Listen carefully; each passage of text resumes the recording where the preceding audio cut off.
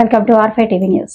తిరుపతి రాముడి వ్యక్తిత్వాన్ని, ధర్మాన్ని, మానవతను తొలిసారిగా ప్రపంచానికి పరిచయం చేసిన మహర్షి వాల్మీకి జయంతి సందర్భంగా బీజేపీ ఆంధ్రప్రదేశ్ రాష్ట్ర అధికార ప్రతినిధి జల్లి మధుసూదన్ మాట్లాడుతూ మహర్షి వాల్మీకి రామాయణం ద్వారా మానవ జీవితానికి దిశానిర్దేశం చేశారు. ఆయన సృష్టించిన రాముడి రూపం కేవలం దేవత్వానికి కాదు, మానవతకు ప్రతీక. వాల్మీకి మహర్షి మన సమాజానికి సత్యం, ధర్మం, క్షమ, కరుణ అనే విలువలను అందించారు. ఆయన ఆలోచనలే నేటికి ప్రతి భారతీయుడికి మార్గదర్శకం అని తెలిపారు. అలాగే ఆయన ప్రతి మనిషి జీవితంలో నిజాయితీ, కరుణ, సేవాతత్వం ఉండాలి. అదే వాల్మీకి చూపిన మార్గం. ఆయన స్ఫూర్తితో మనం సమానత్వం, న్యాయం, సహజీవనం విలువలను కాపాడే సమాజాన్ని నిర్మించాలి అని పిలుపునిచ్చారు. వాల్మీకి మహర్షి జయంతి సందర్భంగా అందరికీ శుభాకాంక్షలు తెలియజేస్తూ వాల్మీకి మార్గదర్శక సూత్రాలను ప్రతి ఒక్కరూ జీవితంలో ఆచరణ పెట్టాలని అన్నారు. అలాగే అంతర వీళ్ళంతా కూడా రాష్ట్ర వ్యాప్తంగా ఈ కార్యక్రమాన్ని చేయడం జరిగింది. స్టేట్ అఫీషియల్ ప్రోగ్రామ్ గా కర్నూలు పట్టణంలో పెట్టడం జరిగింది. అందులో భాగంగా జిల్లా హెడ్ క్వార్టర్స్ అన్నింటిలో కూడా మనం ఈ కార్యక్రమం చేసుకోవడం జరుగుతుంది.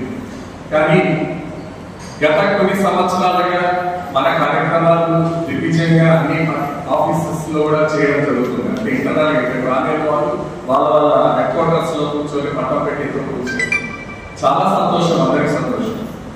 కొత్తగా నేను మీ అందరికీ వాల్మీకి మహర్షి గురించి చెప్పేంతటి వాడిని కాదు, కానీ ఒక 3 మాటలు మాత్రం మాట్లాడడానికి ప్రయత్నిస్తాను. మొట్టమొదట వాల్మీకి మహర్షి అంటే ఆది కవి, మహర్షి అంటారు. ఒక మనిషి ఋషి మహర్షి అయ్యాడు అంటారు. మనిషి ఋషి అవడమే మనము మళ్ళా ఇక్కడ మనిషిగా జీవించడమే చాలా కష్టం ఈ కలికాలంలో. మన ఋషి మహర్షి అవ్వాలంటే ఏంటి ఆయన ఉన్న గొప్పతనం, ఆ పట్టుదల, ఆ కృషి, ఆ శ్రమ ఏంటనేది ఒకసారి ఆయన జీవిత చరిత్ర చదివితే అందరికీ అర్థమవుతుంది. కానీ ఒక్కడైతే చెప్పగలరు, ఆయన పేరు మొదట రత్నాకరుడిగా, వేటగాడిగా జీవించేవాడు. దాని మధ్యలో ఒకసారి ఆ వేటకి వెళ్ళినప్పుడు లేక ఆ ప్రక్రియలో సప్త ఋషులు, నారద మహర్షి ఆయనకి జ్ఞానాన్ని బోధించి, ఆ జ్ఞానాన్ని బోధించేదానికి కూడా దానికి ఒక కథ ఉంది. ఎందుకంటే ఇవంతా ఎందుకు చేస్తున్నావు, ఈ వేట ఎందుకు చేస్తున్నావు, ఈ దౌర్జన్యం ఎందుకు చేస్తున్నావు, ఇవన్నీ అందరినీ ఎందుకు హింసిస్తున్నావు అని అడిగితే, నా పిల్లల కోసం, నా కుటుంబం కోసం నేను జీవిస్తున్నానని చెప్పాను.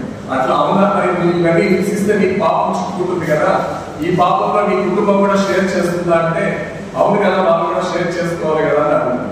అవునా, అయితే నేను వెళ్ళి కనుక్కొని వస్తాను, ఒకసారి కనుక్కోలేమో నీ భార్య వేయడానికి అని అడుగుతాను. తీరా ఇంటికి వెళ్ళి అడుగుతారు, నీకోసం నేను ఇంత కష్టపడుతున్నా, ఇంత మందిని హింసిస్తున్నా, ఇంత తీసుకొచ్చి నీకు పెట్టినాను కదా, మరి దీంట్లో మీరు కూడా ఈ పాపంలో మీరు కూడా భాగస్థులు అవుతారంటే, ఇది నీ ధర్మము, అది మాకు సంబంధం లేదు, మేమైతే పాపంలో భాగస్థులు కావు అని చెప్తారు. ఆయన రియలైజ్ అయ్యి వచ్చి మళ్ళీ అదే సప్తఋషుల దగ్గరికి వచ్చి ఇలా చెప్పారు అంటే మరి తెలుసుకోవాలని చెప్పి ఆయన జ్ఞానాన్ని బోధించి చెప్పారు. ఆ తర్వాత ఆయన ఋషిగా ఉండి మహర్షి అంటే వాల్మీకి అంటే ఆ పుట్టలోంచి వచ్చిన వ్యక్తి కాబట్టి ఆయన వాల్మీకి మహర్షి అని బిరుదు వచ్చింది. చాలా మంది ఇదేదో ఒక మతానికి, ఒక కులానికి, ఏదో వాళ్ళ కులానికో లేక వర్గానికో చెందిందంటారు. కాదు, యావత్ ప్రపంచానికి, భారతావనికి ఒక రామాయణం అనే మహాకావ్యాన్ని. అసలు రామాయణం ఎందుకు వచ్చింది? శ్రీ మహావిష్ణువు దశావతారంలో భగవాన్ శ్రీరామచంద్రుడి యొక్క జీవిత కథని రామాయణం కావ్యంలో లక్షల కోట్ల కవితల సంస్కృతి రూపంలో పద్యాలను రాసి చాలా మంది ఆ రామాయణం రచించడం జరిగింది. రామాయణం అంటే ఏముంది? సీతారామచంద్రుల కథలు, లవకృష్ణుడు పుట్టారని కథలు, ఆయన తీసుకున్న రాజ పరిపాలన, శ్రీరామచంద్రుడి పరిపాలన లాగా ఉండాలి రాజపాలన అంటారు. సో ఇవన్నీ కూడా ఆ కావ్యంలో దొరుకుతాయి. అలాగే ఒక కుటుంబంలో ఉండే బంధాలు, భార్యాభర్తల బంధమైన, అన్నా చెల్లెలు, అన్నదమ్ముల బంధమైన, తండ్రి కొడుకు బంధమైన, తల్లి బిడ్డల బంధమైన, ఇవన్నీ కూడా ఆ రామాయణంలో మనకి లభిస్తాయి. ఇంకా చెప్పాలంటే ఈరోజు ప్రపంచ దేశంలోనే కదా అన్ని హిందువుల్లో కూడా మనకి ఏదైనా ఒక సమస్య వచ్చినా, ఏదైనా ఒక ఆరోగ్యం బాగలేకపోయినా సుందరకాండ చదవండి, హనుమాన్ చాలీస పారాయణ చేయండి అంటారు. అవి ఎక్కడున్నాయి? వాల్మీకి మహర్షి రచించిన గ్రంథంలోనే ఉన్నాయి. లేకపోతే అవన్నీ మనకి ఎక్కడి నుంచి లభిస్తాయి? సో అంతటి మహానుభావుడు, అంత మహర్షి ఆయన రచించినది ఇంకా ముఖ్యంగా చెప్పాలంటే మనందరం కూడా సీతమ్మ వారిని లక్ష్మమ్మ వారిలా భావిస్తాం. సాక్షాత్ శ్రీ మహాలక్ష్మి అమ్మవారి సీతమ్మవారు. సో ఆమెను శ్రీరామచంద్రుడు అడవులకు పంపించినప్పుడు ఈయన ఆశ్రమంలో ఆయన అమ్మవారికి ఆశ్రయించి లవకుశలకి జన్మనిచ్చిన స్థలం కూడా వాల్మీకి మహర్షి. జన్మనిచ్చిన ఆ లవకుశలకి గురువుగా ఉండి విద్యను పోషించి ఈ కావ్యాన్ని వాళ్ళ చేతికించి ప్రపంచానికి ఆ కావ్యం యొక్క విశిష్టత, ఆ కావ్యం యొక్క గొప్పతనాన్ని తెలియజేసే దిశగా తీసుకెళ్లాలని కూడా ఆ లవకుశల ద్వారా ఈ రోజు యావత్ భూమండలమే చెప్తున్నాను. ప్రతి జీవరాశి కూడా ఆ కావ్యాన్ని అంత భక్తి శ్రద్ధలతో చదివిన వారికి సుఖ సంతానంతో ఉంటారని కూడా మీ అందరికీ ఈ సందర్భంగా తెలియజేసుకుంటున్నాను. ఫైనల్ గా ఇవన్నీ ఎందుకయ్యా అంటే మనమున్న సొసైటీలో మన కర్తవ్యం ఏంటి, మన ధర్మం ఏంటి, మనం చేస్తున్న పనిలో ఎంత నిబద్ధత ఉంది, మనం ఇస్తున్న మాటలో ఎంత నిజాయితీగా నిలబడుతున్నాం, మనం చేస్తున్న ప్రక్రియలో ఏమేం చేస్తున్నాం అనేది కూడా చాలా ఇంపార్టెంట్. సార్ ఇంతకుముందు పెద్దలు మాట్లాడారు, బుక్కులు చదివేసి వచ్చామా మీటింగ్ కండక్ట్ చేసామా ఎన్నుకోవడంలో అందరూ చేస్తారు, మనమే అవసరం లేదు దానికి కావాలంటే.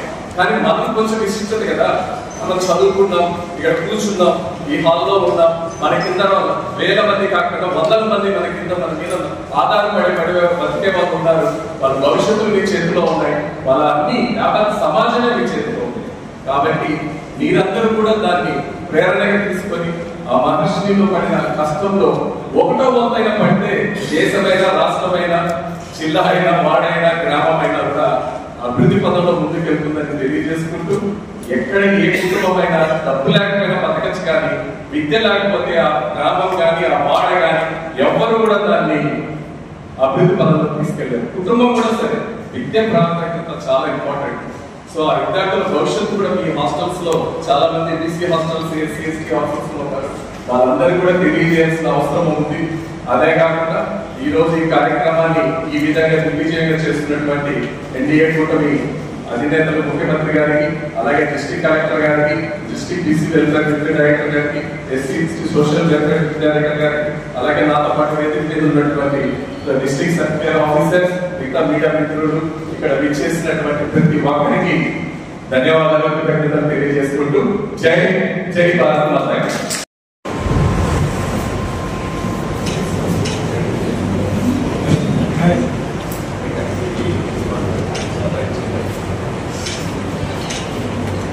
Claps, please.